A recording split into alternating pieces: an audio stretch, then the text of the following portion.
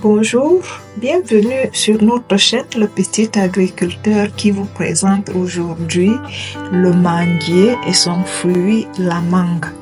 Originaire de l'Est de l'Inde, où il pousse encore à l'état sauvage dans certaines forêts jusqu'à ce jour, il y est cultivé depuis presque 4000 ans. À ce jour, l'Inde est le premier pays producteur de mangue. À lui seul, il fournit 60% de la consommation planétaire, loin devant les autres pays grands producteurs comme la Chine, la Thaïlande, l'Indonésie, le Mexique et le Brésil. Sa culture s'est répandue à travers le monde grâce au bouddhisme. Regardez, des pèlerins bouddhistes l'ont ramené de l'Inde vers la Malaisie au 5e siècle avant notre ère, de la Malaisie vers l'Extrême-Orient. Les Arabes l'introduisent finalement en Afrique et de l'Afrique, les Portugais l'introduisent au Brésil. Le manguier est un arbre majestueux. Malgré son tronc relativement court, ses branches lui permettent d'atteindre 20 à 30 mètres de hauteur, parfois plus que ça pour certaines espèces. Son nom, composé du mot latin fere qui signifie porter et du mot tabul, mangue, ce mot sera repris par les Portugais par manga, ce qui donnera le nom de mangue fere, porteur de mangue, qui sera traduit en français par manguier. La mangue, fruit du manguier, existe sous de nombreuses variétés classées en 4 grands groupes à travers le monde. L'indienne, à la forme tortueuse, l'hybride américaine de forme élancée, les antillaises de forme arrondie, les indo-chinois de forme élancée. Au Cameroun, nous avons la mangue sauvage ou le mango. Après le mango, nous avons la mangue bamoun, la mangue américaine et la mangue allemande.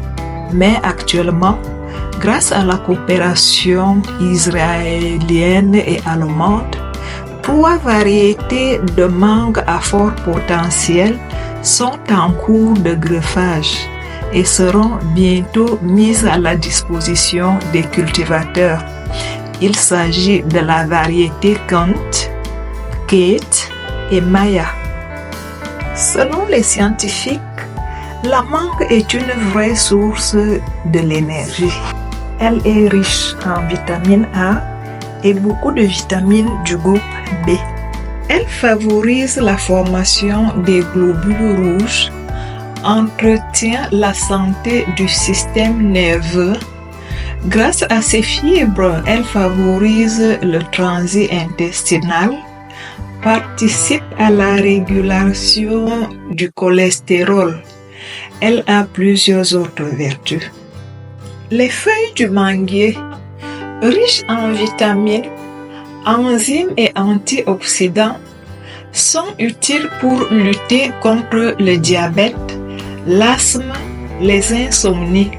Elles régulent la pression sanguine et renforcent les vaisseaux sanguins.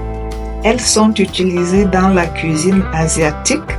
Elles sont aussi consommées en infusion comme thé. Le beurre obtenu à partir des noyaux de mangue est riche en vitamine B6 et en vitamine A. Il est aussi riche en antioxydants. C'est un produit richement utilisé pour la fabrication du chocolat. Si vous avez aimé, likez, abonnez-vous et activez la cloche de notification pour ne pas perdre nos prochaines vidéos. Pendant ce temps, comment consommer sa mangue?